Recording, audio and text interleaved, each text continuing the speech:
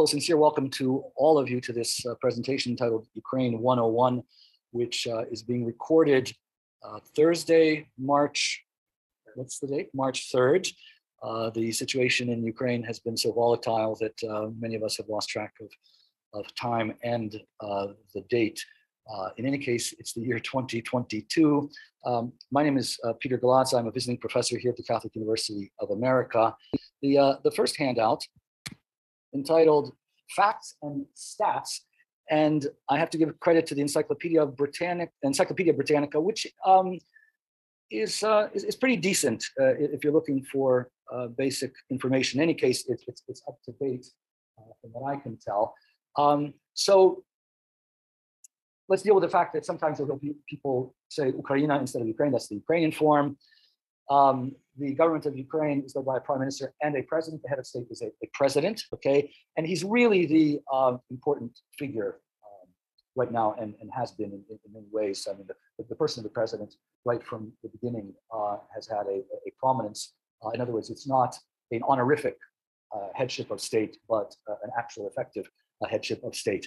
You notice that the capital is Kyiv, and that's simply the modern Ukrainian spelling of Kiev, which is actually, it just happens to also be the Russian form, but it's actually the form that is used already in the 11th, 12th century in Church Slavonic.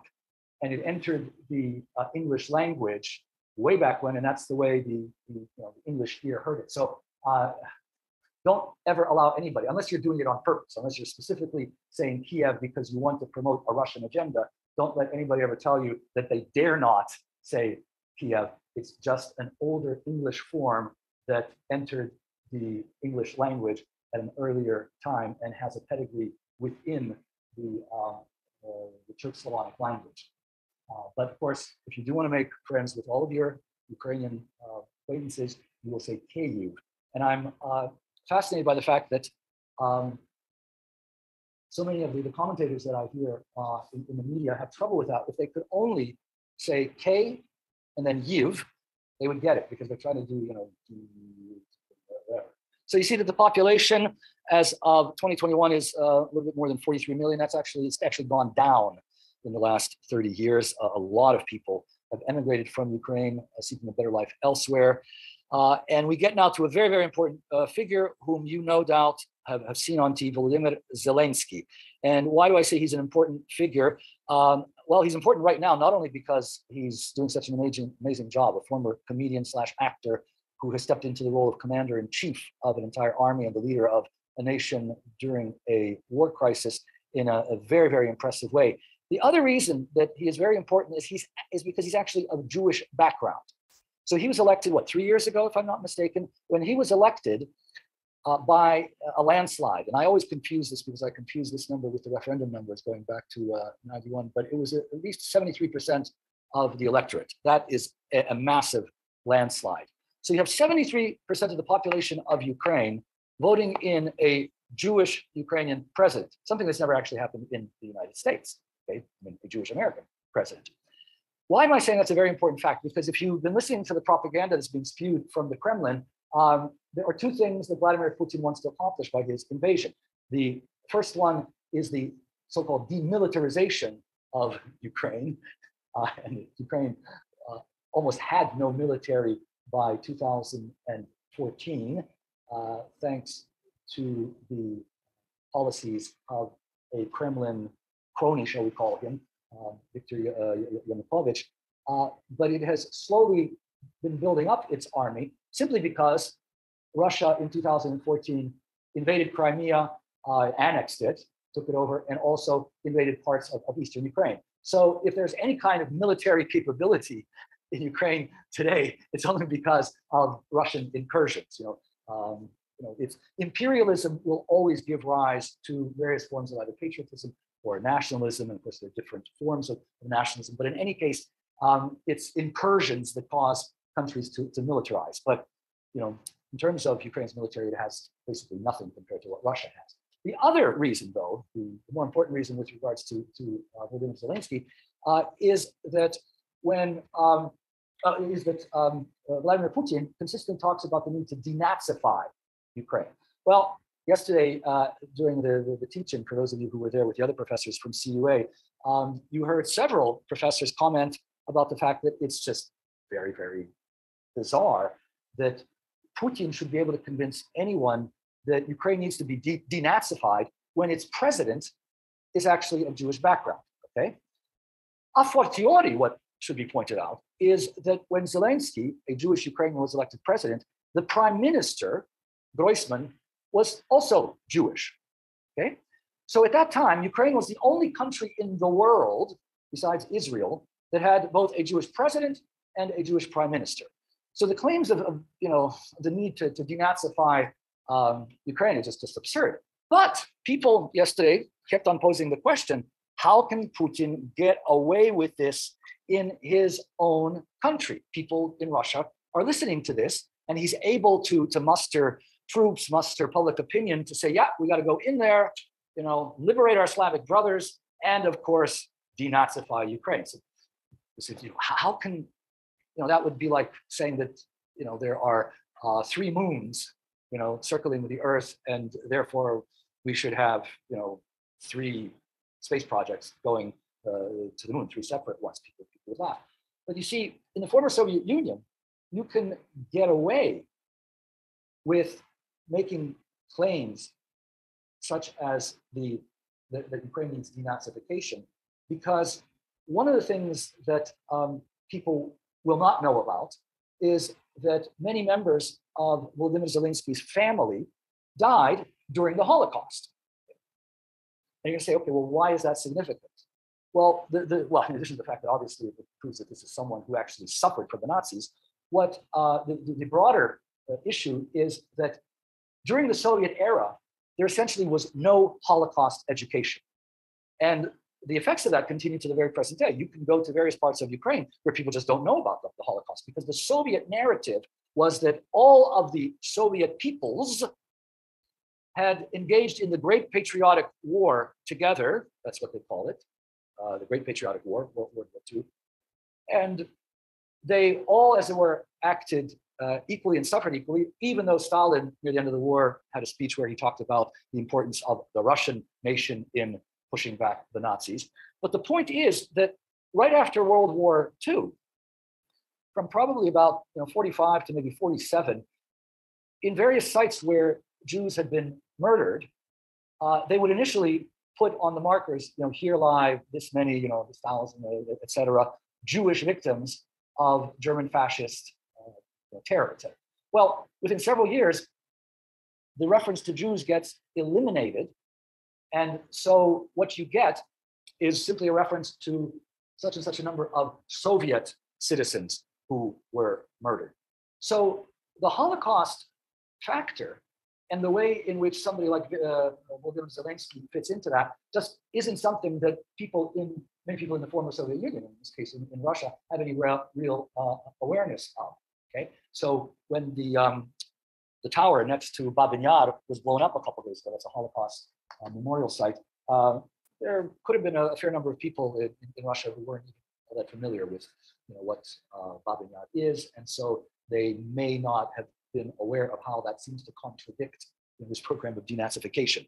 Anyway, I think that's a very, very important point to make, because, as you heard yesterday from Jose Casanova at Georgetown, Ukraine has really managed to become one of the most pluralistic societies in Eastern Europe. And that is demonstrated by the fact that there is no established church, no established religion. So when the president is sworn in and goes to pray, he has there in front of St. Sophia Cathedral outside representatives of the different Orthodox churches, representatives of the Greco Catholic Church, Ukrainian Greco Catholic Church, a Latin Rite bishop, the chief rabbi of Kyiv, the chief mufti. I think actually there are 2 imams from the Muslim community who attend. I think usually one is from Crimea, at least in the last prayer, the imam from Crimea was there, and then one from the mainland of Ukraine, and then representatives from at least 4 or 5 different Protestant churches. So this is the public image that Ukraine not only wants to present for PR, but it is actually a public image that has credibility. And take it from somebody who's traveled there. Now, do you have remnants of interreligious conflict? Do you have remnants of residual anti-Semitism? Well, let's put it this way: no more than in France, Great Britain, and various Western European countries. Okay, so to talk about the need to denazify Ukraine is simply absurd. So you have a sense of other dimensions of the politics. So, for example, the highest the government body is called the Verkhovna Rada, which simply translates as Supreme Council. The population projection for 8 years from now actually has the population decreasing. We could get into that.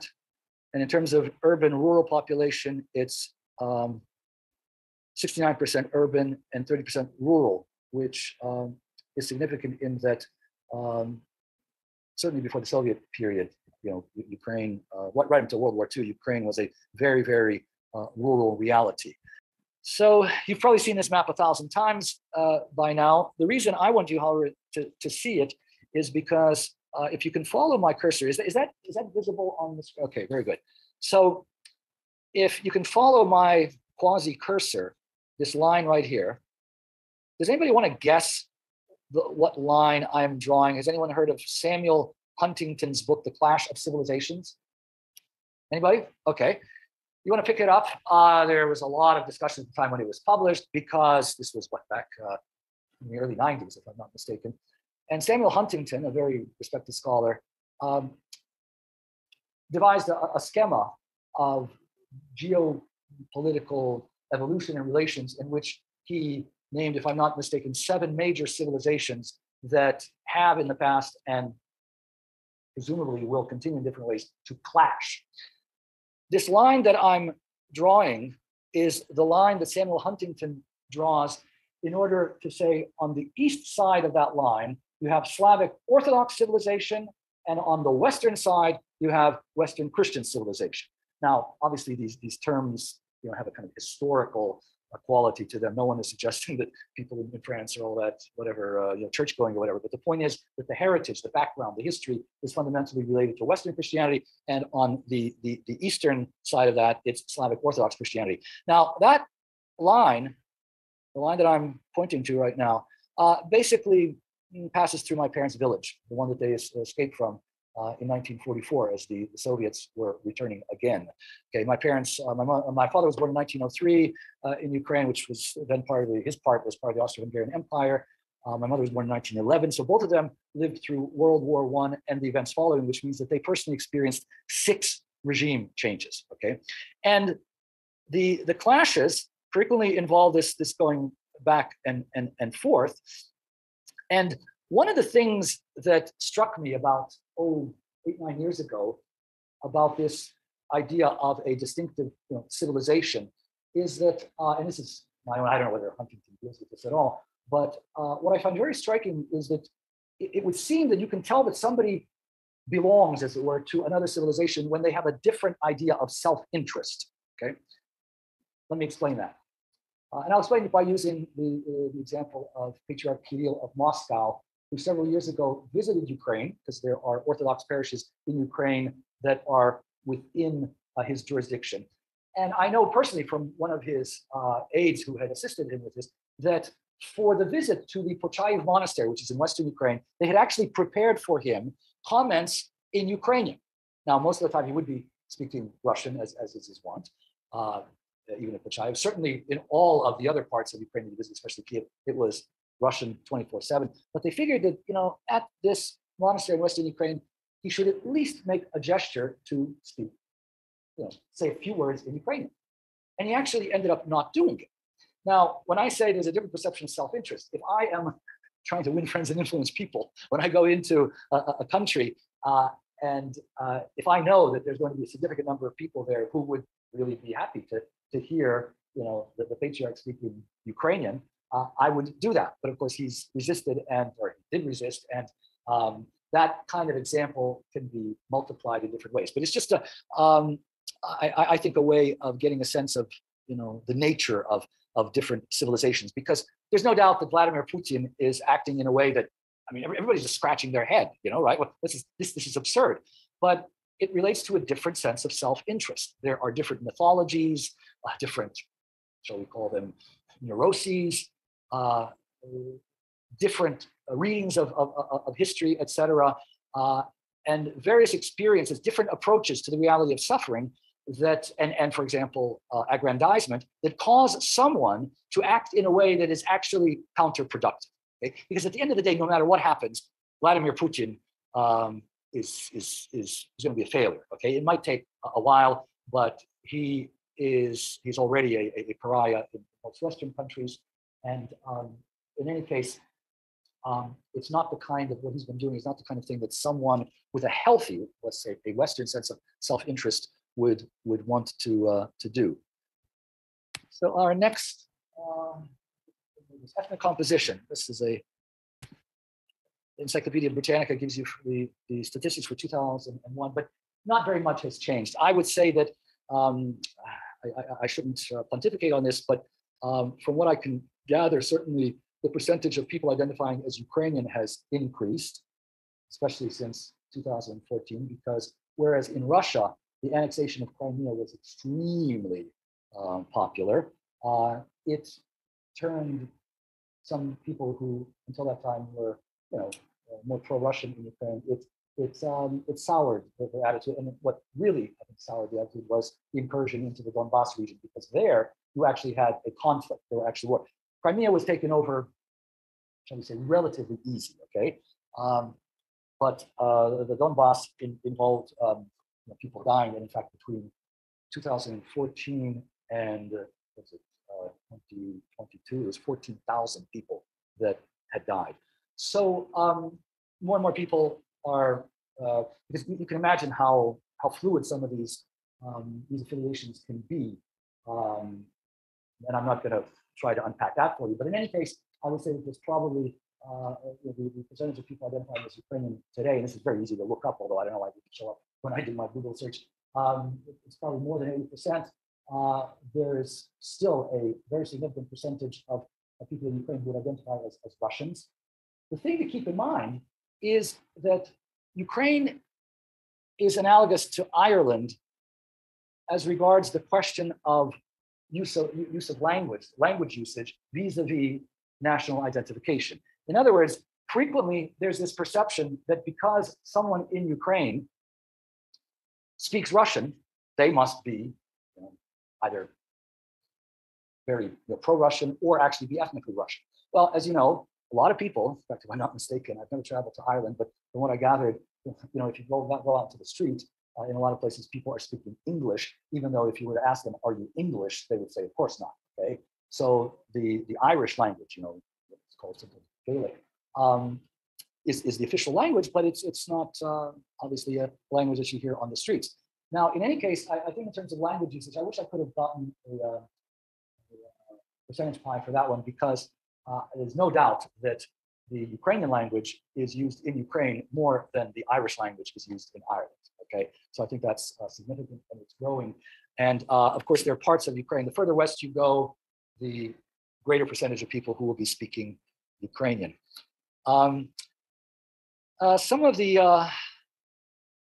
other ethno-national groups that should be referred. Well, one in particular is the Crimean Tatars. So you know that with the annexation of Crimea, the Crimean Tatars underwent another form of discrimination and persecution. There had been a mass deportation of the Crimean Tatars right after World War II.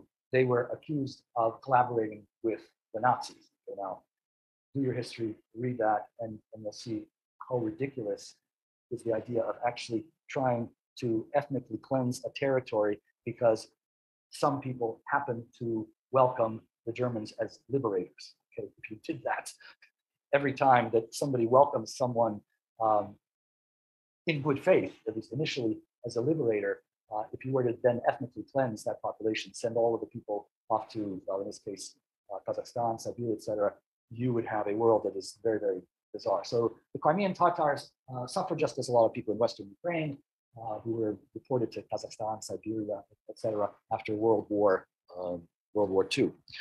Moving on to our next, religious affiliation. So again, I would say not much has changed with regards to religious affiliation, although the figures for 2014, this I was able to check up on, for the Ukrainian Catholic Church, which is also known as the Ukrainian Greek Catholic Church, or Ukrainian Greco Catholic Church, or sometimes simply Greco Catholic Church, or the Ukrainian Catholic Church of the Byzantine Rite. Okay, you can tell we haven't had a chance to do very much PR in the West, because it's Westerners who will say, okay, come on, can you just give us, how you really want to be called, okay? In Ukraine, it's very common to simply call somebody a Greco-Catholic, Greco-Catholic. In the West, the more standard term is Ukrainian Catholic, and we'll get into some of that later on. In any case, according to the figures from 2014, there are actually 8.6% of the population identifies as Ukrainian Greek Catholic, meaning, Ukrainian Catholic in this case. Part of the reason this is so confusing is because right now in Ukraine, the term Ukrainian Catholic is used to refer to the Catholics of the Latin Rite, which is why the Catholics of the Byzantine Rite are called Greco-Catholics, Greek Catholics, okay? So what in essence you have is a situation where in a place like North America, somebody says, I go to the Ukrainian Catholic Church. In Ukraine, that would mean that the person is going to a Latin Rite church. Okay? Whereas here, it means that you're going to a Byzantine Rite Catholic church, right? I've also already drawn attention to the very pluralistic nature of Ukrainian society. I don't know whether well, we can return to that if you have more questions, but I think it's really beautiful in the way that these different religious communities interact. There's a national council of Ukrainian religious churches and organizations, and there are 30 representatives to that council, which has representatives from every church and faith in Ukraine. I suspect there may be some, minuscule communities that don't send a representative, maybe they're not registered or whatever, but everybody from the Pentecostals to the Baptists. I need to check whether there is, again, a Lutheran church in Ukraine. There certainly was during the interwar period, but those groups, and then the Jewish community, the various Orthodox jurisdictions, they're represented along with Latin Rite Catholics and Ukrainian Greco Catholics, okay? And they meet with the government to talk about interfaith relations, interfaith cooperation, and the way in which the different religious bodies of Ukraine can help in humanitarian aid, social work, etc., reduction of discrimination, etc., those kinds of issues. So there's a way in which the government of Ukraine is willing to listen, to hear the opinions of the different religious groups and cooperate with them, and yet there is no, in my opinion, fortunately, there is no established religion. There is a separation of church and state, even though there's no separation of religion and state, if you get my point. In other words, religious realities, whether Jewish or Muslim or Christian, they are not considered to be fundamentally alien somehow to what it means to have a modern Ukrainian state. But none of those religious groups gets any kind of privileges or priority, which, by the way, needs to be stressed in the present context, because during the presidency of Viktor Yanukovych, the pro-Moscow president who was ousted during the Revolution of Dignity in 2014, during his presidency, he made every effort he could to, in essence, give the Moscow Patriarchate jurisdiction of the Ukrainian Orthodox Church a privileged status. And so, for example, when he was inaugurated, the only prayer was offered by a hierarch of the Moscow Patriarchate. Okay, so you didn't have this representation of, if I recall, he met later with different representatives of religious groups, but the actual prayer, the official prayer that was televised, was a prayer offered by a hierarch of the Moscow Patriarchate, the signal being, this is our preferred religion. And now I'm going to show you a map of these historical regions. And what you see that I'm circling here is the name Galicia and its main city, Lviv. because you'll be hearing about that when I get to the whole question of the contemporary religious scene. In fact, the religious scene in Ukraine since 1795, which only changed in 1991. Okay, but anyway, keep in the back of your mind where this area, Galicia is, where the city of Lviv is, and also Transcarpathia with its center, its oblast center in Uzhhorod. Okay. At the same time, remember that this area is, shall we say, about a 6-hour drive from Kyiv. Okay, just to give you a sense of those realities. And as you keep on hearing about the Donbass, by now you probably know where the Donbass is without anybody reminding you, simply because it's constantly in the media. Anyway, this is the Donbass region, which Putin invaded in 2014 and further down his Crimea. So let's now make a switch to realities that one might consider more religious. In fact, they are going to be much more religious for a couple of reasons. First, as students of the Catholic University of America, one presumes that you have an interest in this sort of thing, the religious dimension. And in any case, I can speak with far greater authority about these religious dimensions than I can about the political fractions within the Verkhovna Rada, the Supreme Council of Ukraine, or various other political, geographical, social issues. So let's now go to a fact sheet that I prepared for yesterday's teach-in. I didn't have a chance today to do a fuller fact sheet, but you will be getting amplified facts on the run, as it were, with me standing up.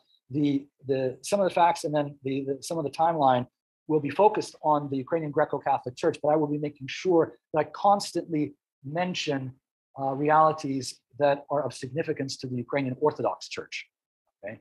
Various jurisdictions of the Ukrainian Orthodox Church. So in dealing with Christianity, I'm going to have to focus just on Ukrainian Orthodoxy and Ukrainian Greco-Catholicism. And if there are other questions, I may be able to answer them during the Q&A.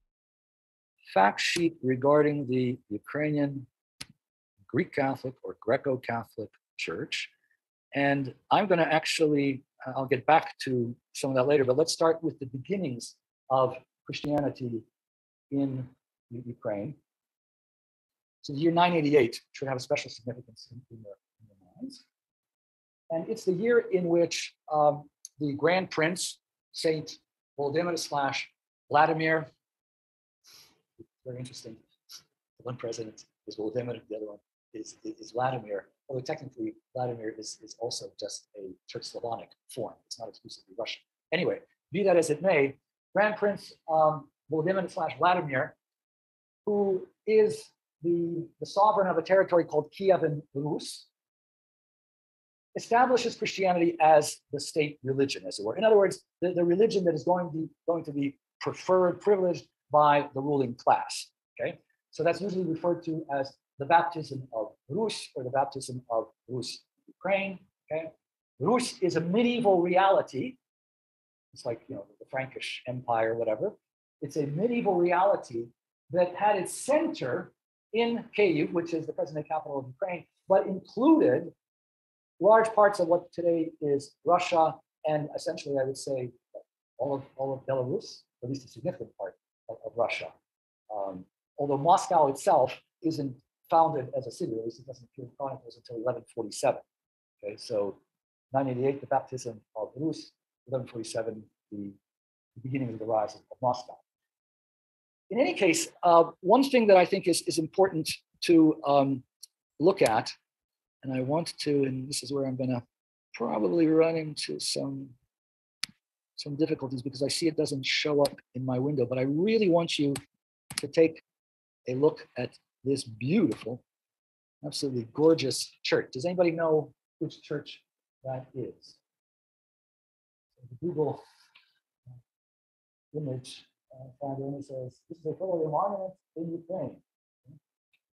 Well, that is the Cathedral of Saint Sophia, or technically actually Holy Wisdom. We can discuss that later. which the completion of construction is usually dated to around 1037. Some of the newer research suggests other possibilities. But in any case, we're talking about the beginning of the 11th century when this church is constructed. It, at that time, did not have the, what's called, these Baroque domes. It had more Byzantine-style rounded domes. But in any case, this church has been in Kiev since the beginning of the 11th century.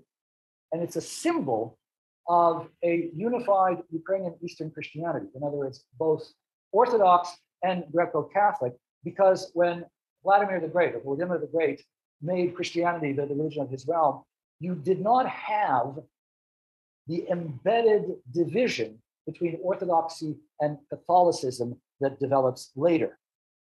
So we frequently refer to churches of the baptism of Saint Volodymyr, Volodymyrovo Chrещення. And it's very important, I think, to understand that the Ukrainian Greco-Catholics and a significant portion of the Ukrainian Orthodox Church are working intensely to try to restore the unity between the Christians of the Byzantine tradition that existed in Ukraine. Okay, so as you know, things really start falling apart in a significant way, 1054. But it's really in the year 1204 when Constantinople is sacked by the Fourth Crusade that everybody within that Eastern realm starts saying, "Okay, you are not I am not you. I don't even consider you a Christian anymore." Okay, but so in this earlier period, you have a much well, you can't say that the relationship was rosy and lovey-dovey, but technically there were different ways in which Catholics and Orthodox communicated and didn't have the profound animosity that developed later, although it's already there in Ukrainian history in the 11th century, but it hasn't solidified in the way that it later will. By the way, this cathedral here undergoes significant damage in 1240 during the Mongol invasion, and it remains a damaged edifice right up until the end of the 16th century, beginning of the 17th century, when Ukraine undergoes a kind of renaissance, and they're able then to fix the roof, fix some of the crumbling walls, and that's when St. Sophia gets its Baroque domes. This is an aerial view of that cathedral with the dome.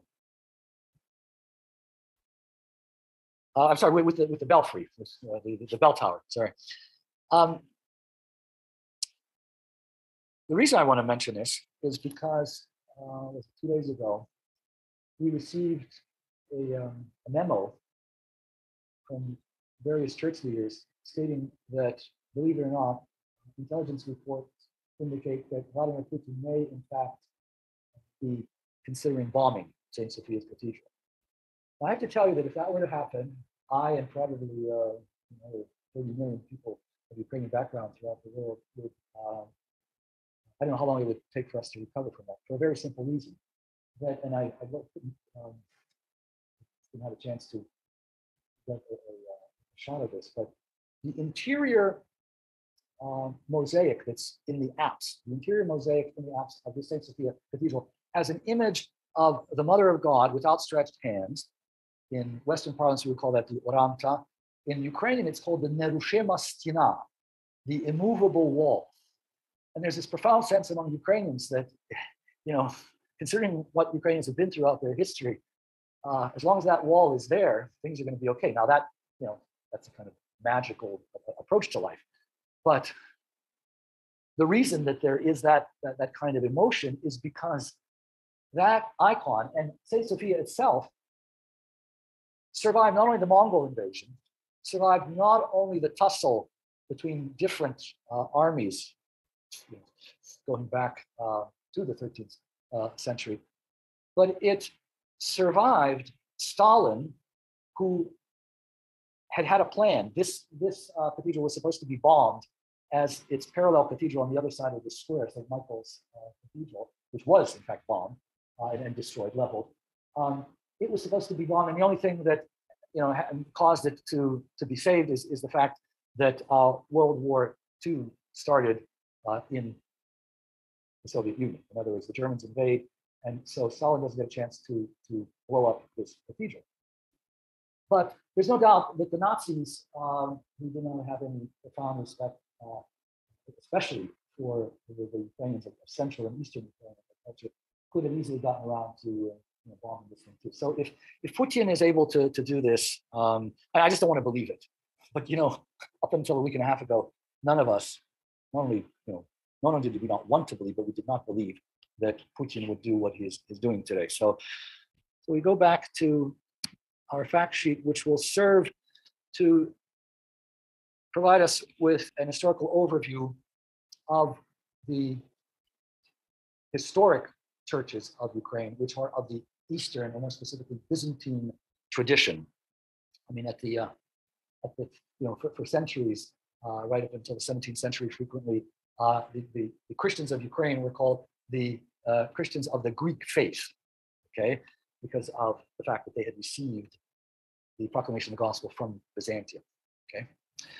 So for several centuries, well, okay, let's put it this way. At the beginning, there is no strong, hard, and fast division between Orthodox and Catholics. However, all of the Christians, the 99% of Christians in Ukraine, owe their allegiance to Constantinople, okay? So in 988, Vladimir chooses Constantinopolitan or Byzantine Christianity, which means that when the schism does take root, and it takes time for the schism, the division between East and West to take root, Ukraine, for obvious reasons, goes with Constantinople. Okay? In other words, it becomes an Eastern Orthodox territory.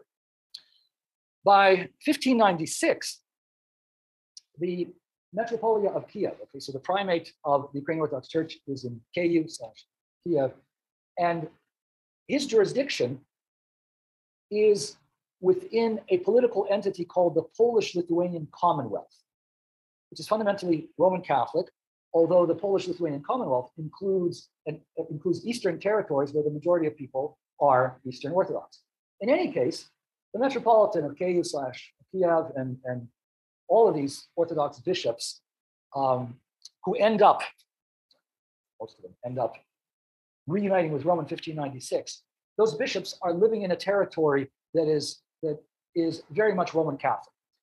And what one needs to understand is that this is a time when Constantinople is dominated by the Ottoman Turks, who limit the church, who deny its human rights. So remember, Byzantium falls in 1453, right? The Ottoman Turks take over, and so for more than a century and almost a century and a half, the Christians of Ukraine are relying on a patriarch in Constantinople who is not free to act. And at the same time, they are, well, some of them are getting along with their Roman Catholic neighbors, some are not. But in any case, they're surrounded by Roman Catholics. And so what happens is that the idea of reuniting with Rome becomes rather strong. Okay? Enter into communion with Rome.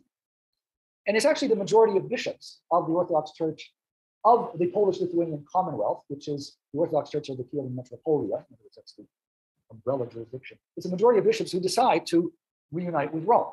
Okay? Reunite meaning restore the unity of the church that existed in previous centuries when Constantinople and Rome were in communion with each other. Okay? They decide to do this, and you can see the list of bishops there who embrace the union, as it's called. There are two bishops in Lviv and Przemysl who hold out. They decide to remain Orthodox. And what happens, in essence, is that the Union of Brest, as it's called, because of course the proclamation of this union, the ratification took place in the city of Brest in 1596. The bishops, or rather the Union of Brest, as it is known appropriately, not only causes some Ukrainians and Belarusians to enter into communion with Rome, but it also creates a division within Ukrainian and Belarusian Christianity. Because from that point on, and especially after 1621, when the Orthodox hierarchy is restored first surreptitiously, and then a decade later openly and ratified by the Polish king. From that point on, there are two large churches of the Byzantine tradition: the Orthodox Church of Ukraine and Belarus and the Greco-Catholic Church of Ukraine and Belarus. So keep that in mind. Going forward, what we notice is that the Orthodox, who after the Union of Brest nonetheless remain in communion with Constantinople, remain loyal to the Patriarch of Constantinople, they nonetheless see their Metropolitan See of Kyiv forcibly transferred to the jurisdiction of Moscow. So from that point on, the Metropolitan of Kyiv is actually beholden to the Patriarch of Moscow. And that's a very, very important fact to keep in mind, because there is a very large jurisdiction, ecclesial jurisdiction in Ukraine to the very present day, which is called the Ukrainian Orthodox Church, and that they are under the Patriarch of Moscow in Russia. Okay, and that stems from 1686. We then get to item 11 here, which is the third partition of Poland in 1795. Now you're going to say, look, why focus on that? Well, I want to show you a map that gives you a sense of how widespread the so-called Uniate or Greco-Catholic or Eastern Catholic Church of Ukraine and Belarus, how widespread that church was until 1795. Actually has the names of the cities in Polish, which should never be a problem for real scholars who should be able to speak and read a great number of languages and identify cognates. The one city that isn't here, it existed by this time, of course, is Moscow. And I have to admit that I drew that circle just, I think, if I'm not mistaken, that Moscow is southwest, or at least certainly west of Tver from what I recall. In any case, what I wanted to do is show you where Moscow is, where Vilnius is. You see Vilno? Are you all able to see that on the map? Where Kyiv is at this time, and where Warsaw is, okay? So you're talking about a very large swath of territory that is uniate. In other words, that's another term, an old term that's now pejorative. It's an old term for the Catholics of the Eastern tradition of Ukraine and Belarus who are under Rome, in communion with Rome. So the Uniate hierarchy had jurisdiction in this vast territory. And of course, they were able to maintain that jurisdiction because that's the Polish-Lithuanian Commonwealth, right? Okay. I mean, obviously this begins to be whittled away already in the 1770s, but in any case, the point here to understand is that this church covered a rather vast territory.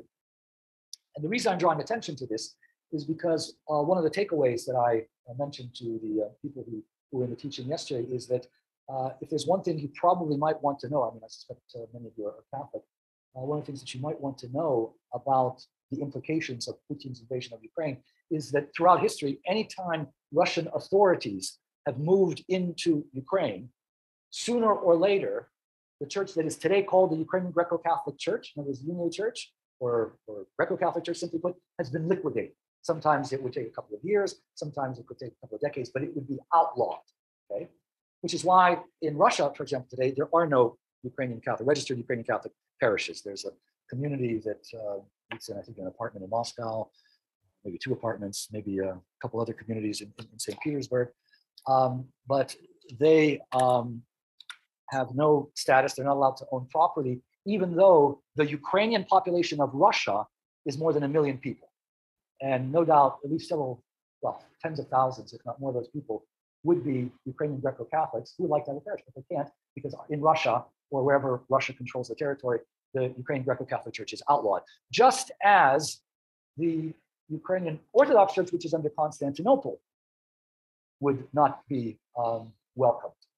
Okay, in other words, there's no communion right now between the primate of the Ukrainian or the Orthodox Church in Ukraine, which is under Constantinople, and the Ukrainian Orthodox Church, which is under Moscow. Let me just get my link here.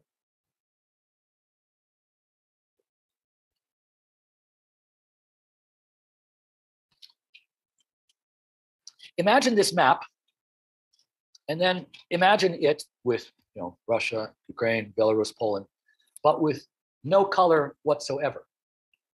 And you say, well, what would that signify? Well, no color whatsoever, in other words, all of it being white with just the territorial lines being there, would indicate that there is no Ukrainian Greco-Catholic Church on the map.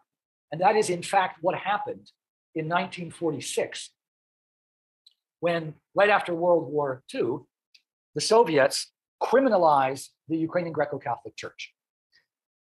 They declare it a crime.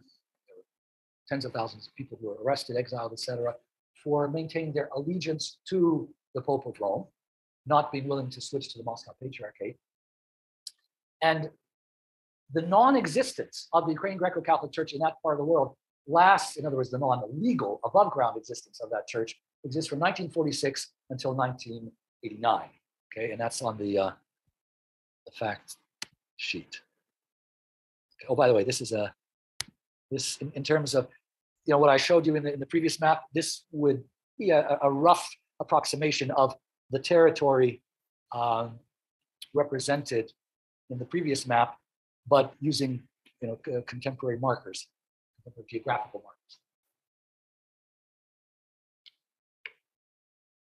So that's the U.S.A Church until 1795. By 1946, when the modern day Soviet Russian Empire goes all the way to the end of the East Bloc territories, that is what ends up being liquidated and then some. The region where the church manages to exist, continue to exist only because the Habsburgs got a little slice of Poland, is Galicia. So remember earlier on when I pointed to Galicia on the map, that's the area where the Ukrainian Greco-Catholic Church was allowed to survive between 1795 all the way to 1946. But when Galicia was taken over, and also Transcarpathia, when those were taken over by the Soviets, the Eastern Catholic Church was declared illegal and experienced an underground existence right up until 1989. There are a lot more facts here that you can read that I'm not going to rehearse.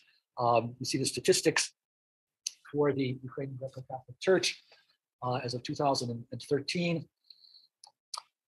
Those bishops could be arrested tomorrow. The primate, the patriarch of the Ukrainian Greco-Catholic Church, Sviatoslav Shevchuk, is presently in a subway tunnel from which he's recording messages every day, and where he, with various people, is serving divine liturgies. The bishops in Western Ukraine, I think, are less worried because, as you know, Western Ukraine is not being bombed to the same extent as other parts of Ukraine. But all those bishops could be arrested tomorrow in the same way that they were in 1945, April 10th, 1945, a little less than a year before the Soviets then declared the Ukrainian Greco-Catholic Church entirely illegal. And just to finish off with this, and then open the floor to questions, the Ukrainian Orthodox dimension is really, really crucial because, in fact, as you know from the pie chart there, Orthodoxy is the dominant ecclesial affiliation of most Ukrainians. Presently, there are two main Orthodox churches. By now, you can guess what the affiliations are because I've referred to this on several occasions. A significant number of Ukrainian Orthodox look to Moscow for leadership, and then another significant part of Orthodoxy in Ukraine looks to Constantinople. What's very important to keep in mind is that it was just 3 years ago that Orthodox Christians who wanted autocephaly, in other words, self-rule, who did not want to be within the jurisdiction of Moscow, were able to get a tomos, a declaration of autocephaly from Constantinople, which is actually the mother church of Kyiv. That, of course, caused an explosive reaction, not just in Moscow, but in some other parts of the Orthodox world. And it has been so explosive that you now have various Orthodox churches, or groupings, whether it's in Jerusalem, Antioch, Alexandria, etc., who are now being divided, in other words, taking up sides depending on whether they recognize, in other words, they are, as it were, allocated or put on the different sides of the battle lines because of their attitude towards the autocephaly of the Orthodox Church in Ukraine. So I think in some ways that was one of the most dramatic events that would have caused people in the Kremlin and within the Orthodox world who were promoting this idea of Ruski Mir, the Russian world. That event, the declaration of, or the recognition of autocephaly, self-rule for the Orthodox Church in Ukraine, that event, in one sense, was a catalyst for an even greater hysteria within the Kremlin, within the Moscow Patriarchate, because this was the, well, I'm just going to leave it at that. I want to leave you some time for questions. In any case, the ideology that was being promoted by Putin and certain members of the Moscow Patriarchate was that wherever there are Russian speakers, wherever there are people who have any relationship with Russian Orthodoxy, for example, the Ukrainian Orthodox Church that was, or rather is, still under Moscow, that is the Russian world, and therefore the Kremlin has the right to exercise a kind of protectorate over them. And that's a very good place to end, because in one sense, that is what this war is all about, in addition to the fact that Vladimir Putin simply is worried about people in Russia being infected by democratic ideals. So, at the very practical level, this is all about making sure that the Ukrainian virus of pluralism and democracy doesn't spread into Russia. But at the ideological level, the idea is that, Russian speakers, wherever they may be, just as German speakers, according to Hitler during the Nazi era, were supposed to be under Germany, Russian speakers and people associated with Orthodox churches related to Moscow should be under Russia, under Russian control. And that is the reason why Putin has been able to actually convince recently large swaths of the Russian population, that you don't have even of the press, that what this military operation, as he called it, was really all about was liberating the enslaved people of Ukraine. And that's the way it's been promoted, as you know. And as we began with the prayer, we won't end with a formal prayer now, but certainly with a request for prayer, not just in the next couple of days, but this is a crisis that's going to have repercussions for many, many months, if not many, many years. So the vigils that we've been holding for Ukraine are not going to be able to be a one-off. They're going to have to be a recurring event. In any case, I thank you for your attention, your presence, and now if we could have the questions. You're going to have to speak up if you have a question. Yes, please.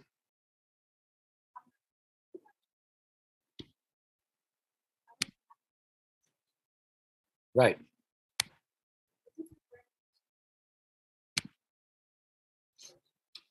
It has, Kiev is what has ended up becoming the Russian pronunciation, but you will see many, many Ukrainian publications from the past that would have used the standard English form Kiev, because that name entered into the English language when the name was still in a Slavonic form that is basically Kiev. Okay. By the way, one of the and by the way, I'm not suggesting that anybody's going to go back to Kiev in Ukraine. I'm just, so much of these discussions end up being about symbol issues that you actually get people who will somehow claim that, that you're sympathizing with Putin because, the book that you circulated has Kiev. Okay, this is what frequently happens during very painful periods. Symbol issues become important. But you can't go wrong if you just say Kyiv. K as in whatever. What's the word? What's the serial? Special K. Special K, Kyiv. But I mean, we had a lot of very prominent and very committed Ukrainian scholars in the past who were saying for decades, if we switch to KYIV, people who are not in the know will be reading about a glorious heritage, Saint Sophia in Kyiv, Kiev and church music, etc., thinking that that's not Ukrainian. They're going to think that that's something else, okay? Because the average North American doesn't. I mean, what do I know about the differences in spelling in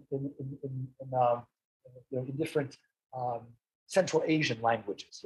I would presume that because there's a two-letter difference, you're talking about another city, okay? But anyway, this is only because this is Ukraine 101. You're getting this excursus on something that for some people is a non-issue, but for many people causes a great deal of confusion. Because you notice that the Poles have not been agitating to switch to Warszawa, right? Warszawa is the actual form of Warsaw. Warsaw is actually the German form. Why would the Poles want their city to be known in English according to a German form? Well, it's because it entered the English language a long time ago, and that's how everybody says it. Now, the Chinese are the ones that have proven that you can do this and have it stick. Because when I was a kid, it was Peking, but you wouldn't get away with that now. Anyway, all polemics aside, it's important just to know that when you're reading about Kiev, you're talking about us folks. Okay? Yes. Right. Sudetenland, etc. Yes, yes. Right, the Anschluss, yes. Yeah. Right. Yeah, precisely. And everyone says that if historians have said that if, and again, it's not my area, but I have read in authoritative sources that if he had been stopped before the incursion of the Sudetenland, that would have got him thinking. Now, of course, in the case of the Anschluss with Austria, the majority of Austrians wanted that, which is tragic. I mean, they all realize what a big mistake that was. But in any case, but yeah, we're essentially talking about a very, very tribal and now generally within European culture outmoded approach to nationality. Because, and by the way, this from a Christian point of view, I think is really, really important. Any country that effectively is able to have a multiplicity of ethnicities that are able to get along, that kind of country should always be valorized, and there should never be any question about its boundaries. In fact, thank God after World War II, we consider it a sacrosanct principle that we don't move boundaries on the basis of ethnic belongings, generally speaking. I mean, I can get into some of the cases that have evolved, but generally we don't want to do that, because once you start doing that, every country in Europe is going to end up fragmenting. I mean, Romania has a large Hungarian population, vice versa. So if you start redrawing maps, it never ends, and it simply creates unnecessary conflict. So the ideal is to have a nation state in which nationality is understood in terms of geography, and there's a certain loyalty, obviously, to a language or languages that are established as official languages, etc. But you don't go around redrawing the map. And I think I will, unless there are other questions, I'm going to end with this.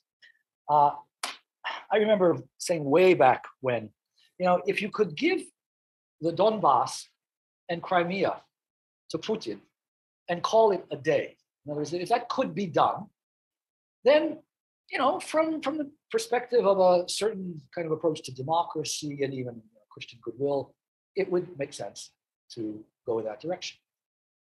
The problem is that, precisely because, as you mentioned, the analogies between Putin and Hitler are very strong, there's absolutely no doubt that if Ukraine in the past, and quite frankly even Ukraine now, were to say, okay, listen, for the sake of peace, because of the large Russian population in Crimea and the significant Russian population in the Donbass, we are going to cede those territories to Russian control. What would inevitably happen is that would be the Sudetenland, for which Putin would try to orchestrate an Anschluss with the rest of Ukraine, and eventually a complete takeover. Well, which is precisely what we see he's doing right now. So even without ceding anything to him officially, he's just decided to come in. And it's important from a Christian point of view to always defend those who are being abused. And frequently the discussion within Christian circles revolves around, well, is patriotism a Christian virtue? Well, it depends on what the patria is. In other words, if my patria is an imperialistic patria that wants to consistently enslave other people, my patriotism will have to be, shall we say, modified so that I am in fact only obedient to the laws which are not contrary to the laws of God as a fundamental principle. But I certainly, in my heart, should not be required, and even publicly, to pray for the victory of that army, etc., no matter what the government says, because that form of patriotism actually involves a collusion in evil. So I think that's very important to keep in mind with regards to the Ukraine-Russia conflict, because Ukraine, as everyone knows, is fighting, as always has basically in its history, it's fighting a defensive war. It's a David in relation to Goliath. And so the various arguments deriving from a kind of pacifist approach, or for example, what I find quite frustrating is the discussion about how Ukraine did this to itself by seeking NATO membership. What people need to understand about that one is that before 2014, I think it was only 26% of the population of Ukraine that was interested in joining NATO. Okay, so Ukrainians were more than happy to be basically a kind of neutral country because they were aware, and in the United States this may be unpopular to say, but they were aware that NATO has not always acted in the most ethical way. Okay, I'm thinking of, in particular, of the 76-day bombing of Yugoslavia. Okay, it's one thing to say we want to defend the innocent people suffering in the Kosovo region and other areas. It's another thing to go on for 76 days bombing an area without the approval of the Security Council. So the Security Council never approved that. So people in Ukraine knew about that. That was broadcast much more widely than it was in the West. And so they said, well, hold it, do we really want to be American? Well, in 2014, Putin invades, and all of a sudden, NATO becomes very, very relevant. And I've been telling people, don't punish Ukraine. Or in other words, Ukraine should not be punished for some of NATO's previous mistakes. We're living right now where innocent people are being killed, generally right now by the hundreds every day, potentially by the thousands, where there may be a coup d'etat. And even though I don't think there's any real chance that NATO is going to intervene, I certainly believe that any kind of military assistance that can help innocent people defend themselves is more than legitimate. So I end with that. If there are no more questions, and I thank you for your attention. And this, of course, will be posted on various websites with links. I've just been given by Martha Holder this note here. So, sorry, for reference, if you're interested in realities related to the Ukrainian Greco-Catholic Church and its response to the invasion, if you're interested in donating to Caritas Ukraine or the Ukraine Fund at the Catholic Near East Welfare Association, we'll also have links there. And having mentioned Martha Holder, I want to thank, in addition to her, I want to thank Andrew Murray and also Michael Jacobs, who helped immensely with this. And of course, our Dean, Father Mark Morozevich, who is always willing to help with projects like this. So I conclude with the way in which members of the Ukrainian Catholic Church greet each other to the very present day in a lot of villages in Western Ukraine, even in some of the cities. I conclude with the greeting, Slava Isusu Christu, which literally translates as glory to Jesus Christ. And the response that is given is Slava Navike, glory forever. Thank you very much.